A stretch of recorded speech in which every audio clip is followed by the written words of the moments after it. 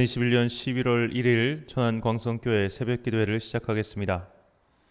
다같이 사도신경으로 우리의 신앙을 고백하겠습니다. 나는 전능하신 아버지 하나님 천지의 창조주를 믿습니다. 나는 그의 유일하신 아들 우리 주 예수 그리스도를 믿습니다. 그는 성령으로 잉태되어 동정녀 마리아에게서 나시고 본디오 빌라도에게 고난을 받아 십자가에 못 박혀 죽으시고 장사된 지 사흘 만에 죽은 자 가운데서 다시 살아나셨으며 하늘에 오르시어 전능하신 아버지 하나님 우편에 앉아 계시다가 거기로부터 살아있는 자와 죽은 자를 심판하러 오십니다. 나는 성령을 믿으며 거룩한 공교회와 성도의 교제와 죄를 용서받는 것과 몸의 부활과 영생을 믿습니다. 아멘. 찬송가 272장입니다.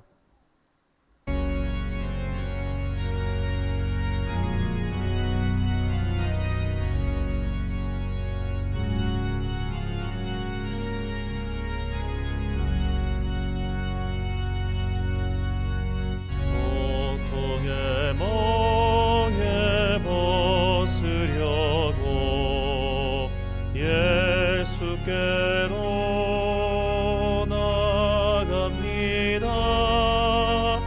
자유와 기쁨 베푸시는 주께로 갑니다. 병든 내 몸이 튼튼하고 인구한 삶이 부해지며 죄악을 벗어버리려고 주께로 갑니다.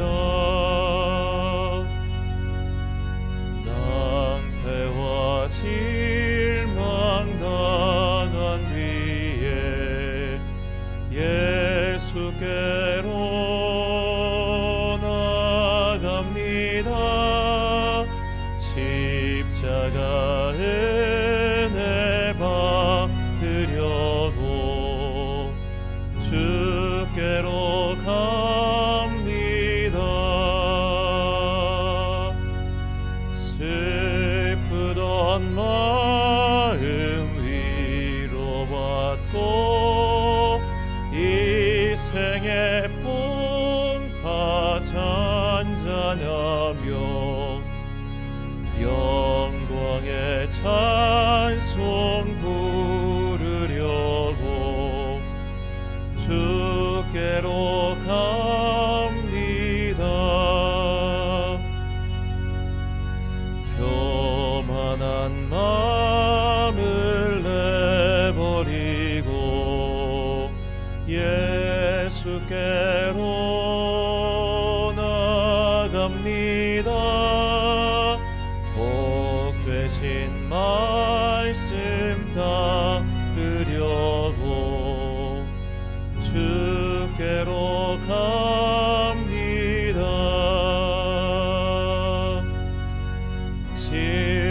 실망하니 몸 힘을 얻고 예수의 크신 사랑받아 하늘의 기쁨 맛보려고 주께로 갑니다.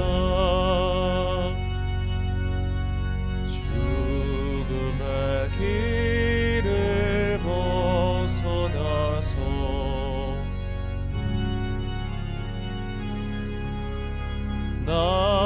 나갑니다. 영원한 집을 바라보고 주께로 갑니다. 열망의 포구에 나와 평화의 나라 다다라서 영광의 주를 배우려고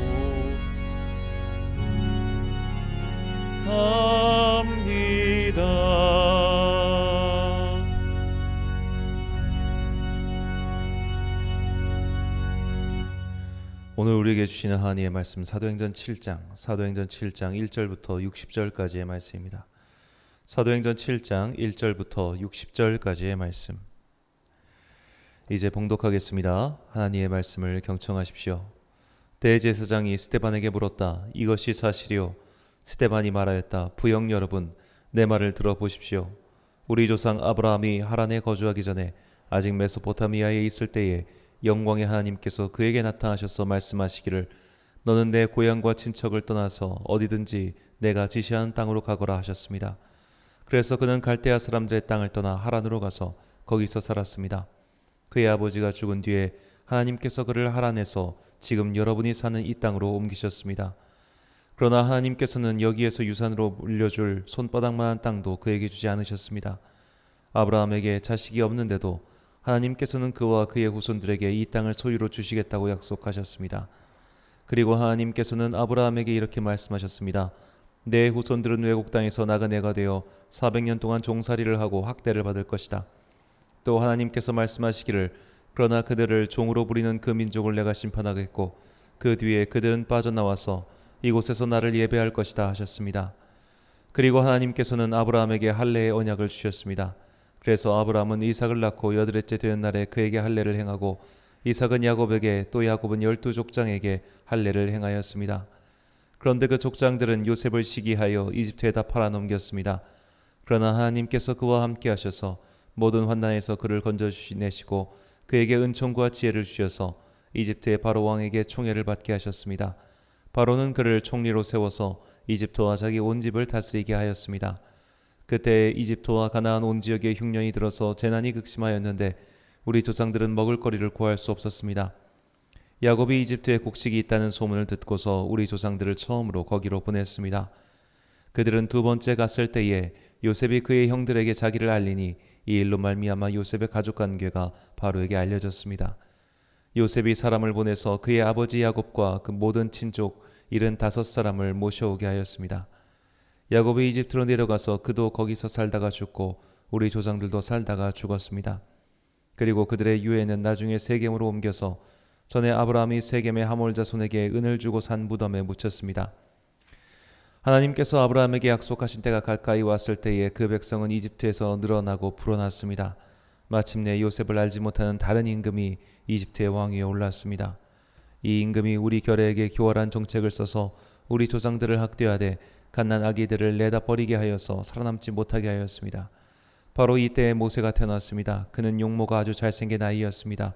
그의 부모는 그를 3달 동안 몰래 집에서 길렀습니다.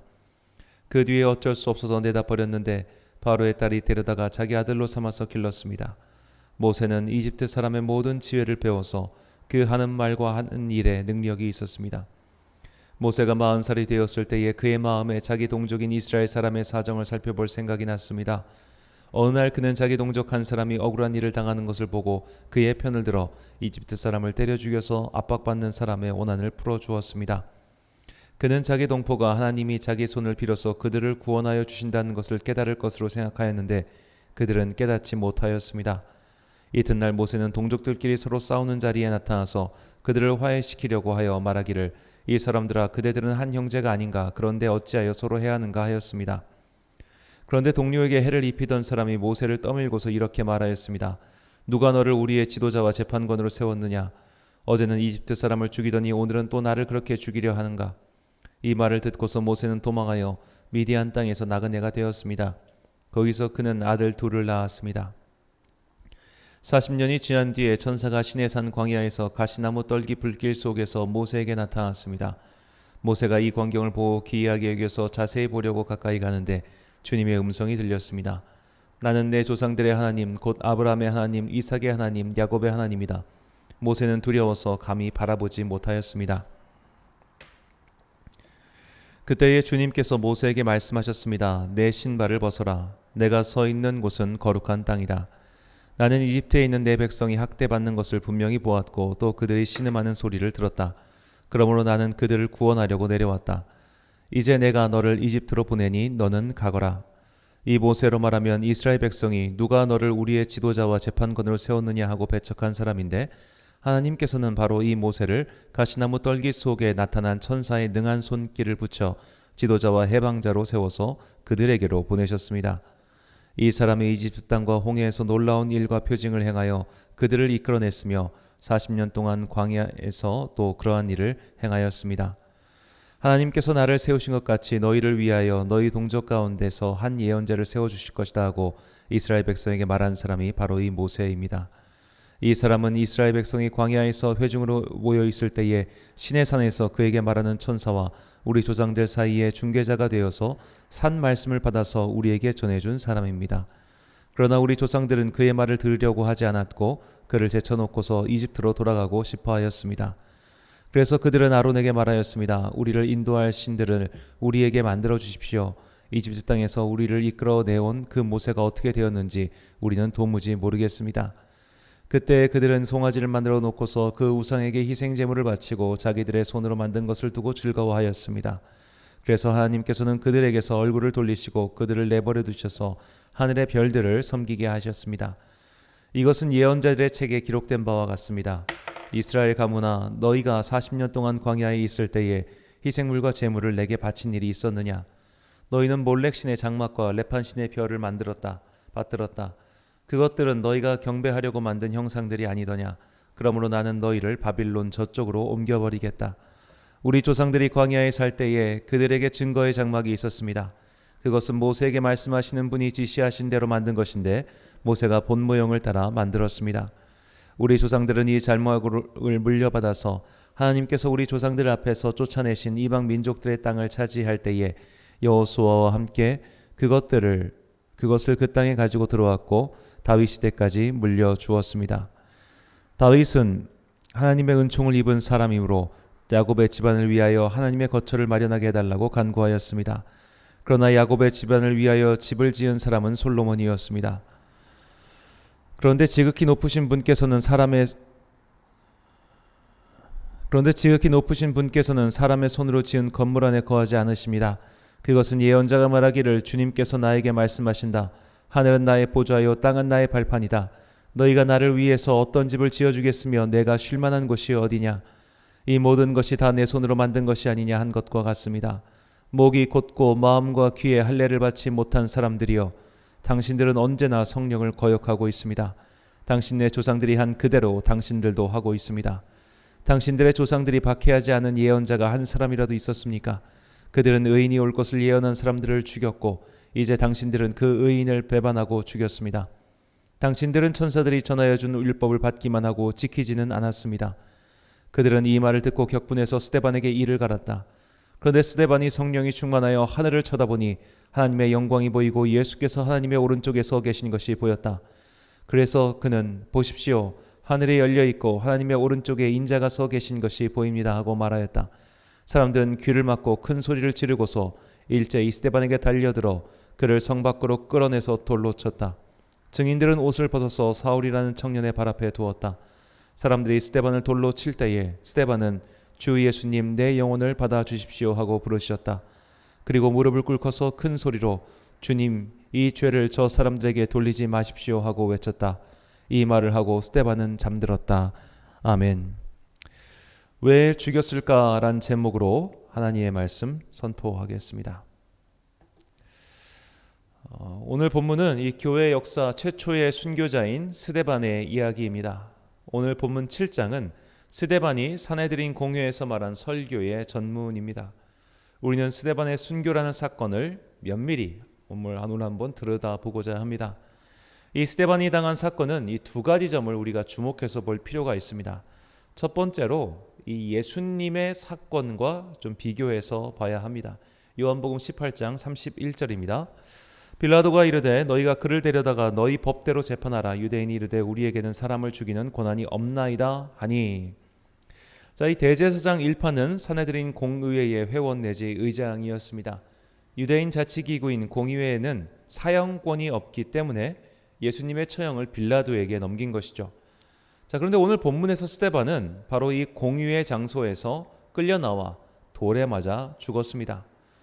자, 유대인들에게 사형권이 없는데도 스데반은 유대인들에게 살해당했죠. 이것은 공유에 있었던 사람들이 매우 흥분해서 집단 폭행을 가한 것이라고 볼 수 있겠습니다. 바울도 이런 집단 린치를 당해서 거의 죽을 뻔했지요. 그런데 이것을 바꿔 말하면 예수님은 이런 집단 폭행을 당하지 않으셨다는 뜻입니다.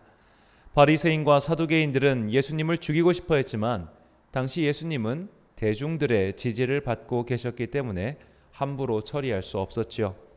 그래서 기습적으로 새벽에 재판을 열어 졸속 사형을 시킨 것입니다. 하지만 스데반을 죽이고 바울을 죽이려 했던 이들은 당국자들이 아니라 유대인 대중이었습니다. 둘째로 사도들이 당한 사건과 비교해서 봐야 합니다. 사도들도 스데반과 똑같이 기적을 행하고 예루살렘에서 사람들에게 복음을 전했습니다. 그런데 스데반과 전혀 다른 반응이 나왔습니다. 사도행전 5장 25절과 26절입니다. 사람들이 와서 알리되 보소서 옥에 가두었던 사람들이 성전에 서서 백성들을 가르치더이다 하니 성전 맡은 자가 부하들과 같이 가서 그들을 잡아왔으나 강제로 못함은 백성들이 돌로 칠까 두려워함이더라. 베드로를 비롯한 사도들도 예루살렘에서 똑같이 복음을 전했고 능력이 나타났지만 이런 집단 폭행을 당하진 않았습니다. 사도들 중에서 최초로 순교한 이는 세베대의 아들 야고보인데 야고보를 처형한 이는 헤롯 아그리빠 왕입니다. 자, 다시 말해서 예수님과 그리고 사도들은 대중들의 지지를 받았고 오히려 사두개인과 바리새인, 대제사장과 통치자들이 이들을 싫어했습니다. 하지만 대중들은 예수님도 그렇고 사도들도 지지했기 때문에 그런 유대인 지도자들은 오히려 이들에게 돌을 맞을까 봐 두려워했죠. 그런데 스데반은 많은 이들이 들고 일어나 돌로 쳐서 죽였습니다. 즉 민중이 그에게 등을 돌렸다는 뜻이죠. 단순히 스데반이 예수님을 죽인 그들의 양심을 찔렀기 때문에 이런 일이 생겼다고 볼 수는 없습니다. 왜냐하면 너희가 예수님을 죽였다고 먼저 양심을 찌른 이는 베드로인데 베드로의 설교를 듣고는 오히려 많은 이들이 회개하였기 때문이죠. 즉 스데반은 뭔가 다른 이유로 대중들의 분노를 샀고 그래서 돌에 맞아 죽었습니다. 스데반은 도대체 무슨 말을 했기에 그렇게 유대인들의 분노를 샀을까요? 스데반의 설교는 구약 성경 전면부의 요약과 다름없습니다. 이스라엘 민족의 출발부터 솔로몬의 성전 건축까지 그 긴 역사를 한 문단으로 요약한 것이 그의 설교였습니다. 여기에 도대체 무슨 문제가 있었고 무엇이 유대인들을 자극하였을까요? 첫 번째로 민족의 기원입니다. 본문 4절입니다. 아브라함이 갈대아 사람의 땅을 떠나 하란에 거하다가 그의 아버지가 죽음에 하나님이 그를 거기서 너희 지금 사는 이 땅으로 옮기셨느니라. 아멘. 스데반은 헬라파 유대인입니다. 그는 헬라 문화권에서 태어난 유대인으로 모국어가 헬라어였고 히브리파 유대인들이 사용하는 아람어를 할 줄 알 뿐이었습니다. 요즘식으로 말하면 교포 출신이죠. 이 교포 출신인 스데반이 볼 때 팔레스타인에 살고 있는 히브리파 유대인들의 사고, 곧 그들이 갖고 있는 민족 우월주의가 너무나 이상했을 겁니다. 왜냐하면 아브라함도 갈대아 우르, 오늘날 이라크 지역 출신이기 때문이죠. 저들이 그토록 혐오하는 이방인들도 아브라함과 같은 갈래에서 나온 자들이었습니다. 스데반은 아브라함의 출발지, 그의 출생지를 언급함으로 혈통 중심, 지역 중심의 유대인들의 사고에 일침을 가한 것이죠. 두 번째로, 그렇다면 우리 조상들, 너희가 그토록 좋아하고 좋다 말하는 그들의 선민의식을 갖게 한 그 조상들이 그리고 너희가 모시는 그 모세를 어떻게 대했니? 라는 식으로 대중들 앞에 다음과 같이 말합니다. 본문 35절입니다. 그들의 말이 누가 너를 관리와 재판장으로 세웠느냐 하며 거절했던 그 모세를 하나님은 가시나무 떨기 가운데서 보이던 천사의 손으로 관리와 속량하는 자로서 보내셨으니. 자, 스데반은 자꾸 혈통 운운하는 자들에게 그놈의 혈통 갖고 뭐 했니? 모세를 거절했고 광야에서 하나님을 거역하는 자들의 후손이라는 게 그렇게 좋으니? 라고 묻는 겁니다. 마지막 세 번째로 드디어 스데반은 이 민족의 자랑이던 솔로몬의 성전을 언급하죠. 본문 47절부터 50절까지 말씀입니다. 솔로몬이 그를 위하여 집을 지었느니라. 그러나 지극히 높으신 이는 손으로 지으신 곳에 계시지 아니하시나니 선지자가 말한 바 주께서 이르시되 하늘은 나의 보좌요 땅은 나의 발등상이니 너희가 나를 위하여 무슨 집을 짓겠으며 나의 안식할 처소가 어디냐 이 모든 것이 다 내 손으로 지은 것이 아니냐 함과 같으니라. 아멘. 스데반은 이 공의회 회원들 앞에서 유대인들의 민족적 자부심 두 가지를 부셔버린 겁니다. 첫 번째는 혈통, 두 번째는 성전이죠. 지금 그들이 그렇게 자랑스럽게 생각하는 성전은 이방인인 헤롯 대왕이 건설해준 제3성전으로 이미 솔로몬의 성전도 아니었습니다. 그리고 그들이 그렇게 자랑하는 혈통은 그 긴 세월이 흐르면서 다 혼혈로 섞여 순수한 히브리 민족의 피도 아니었습니다. 자, 우리가 지켜야 할 순수성은 믿음의 순수성이지 혈통의 순수성이 아니죠. 그런데도 스데반 당시 유대인들은 이런 정신과 이런 사실은 다 잊어버리고 자화자찬 상태에 있었던 겁니다. 히브리파 유대인들이었던 사도들은 이런 점을 깊이 생각하지 못했습니다. 사도들도 성전에 가서 기도하였으며 이방인과의 교제를 꺼려하였죠. 하지만 교포 출신인 스데반은 달랐습니다. 그는 우회도로로 가지 않았고 직선도로로 갔습니다. 그렇게 유대인들의 위선과 거짓을 폭로해 버렸습니다. 본문 51절입니다.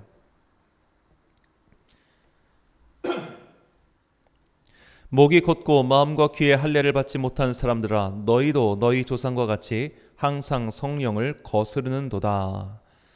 자, 우리는 이 지점에서 왜 우리의 신앙생활이 변하지 않는지 그것을 깨달아야 합니다. 강한 자극이 없기 때문입니다. 내 존재를 뒤흔드는 사건이 없기 때문입니다.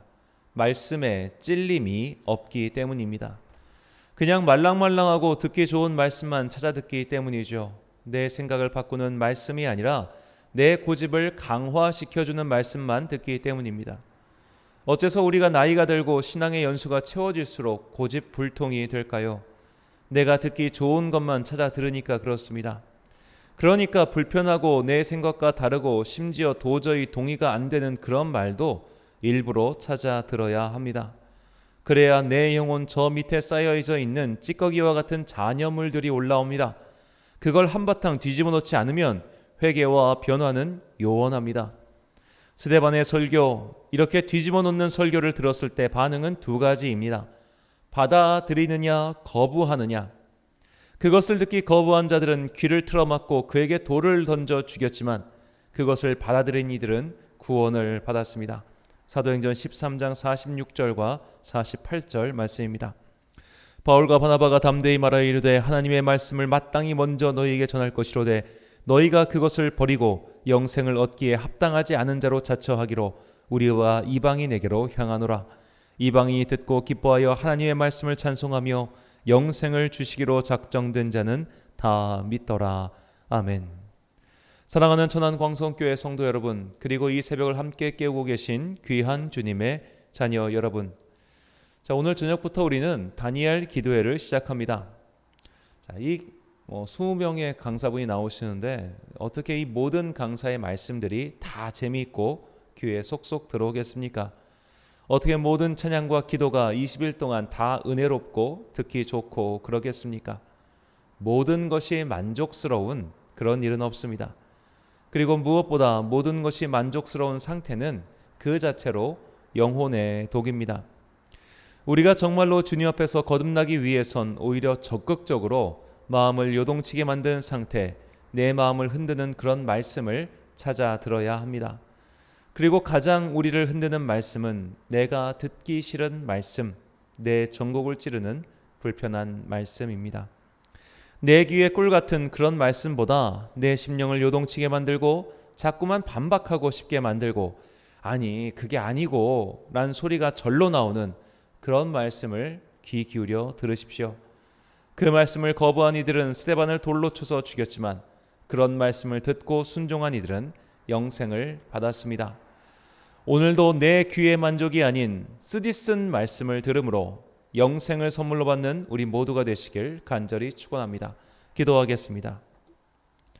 사랑과 은혜가 충만하신 아버지 하나님, 11월의 첫째 날 이렇게 새벽에 기도 자리를 열어주시니 감사합니다. 이제 오늘부터 저녁마다 주님께 부르짖는 다니엘 기도회를 시작합니다. 우리 공동체의 소망, 그리고 개인의 소망들을 모두 주님께 아뢰입니다. 우리의 간구에 응답하여 주옵소서. 이 기간 동안 우리의 영혼이 소생되고 특히 삶의 방향이 주님께로 정해지며 마음의 상처가 치유되고 인생의 길을 주님께로 향하게 하옵소서. 11월의 첫날입니다. 11월은 교회력으로 한 해의 마지막 달입니다. 한 해 동안 베풀어 주신 큰 은혜를 잊지 않고 새롭게 한 해를 맞이할 수 있도록 우리에게 성령의 충만한 은혜를 내려 주옵소서.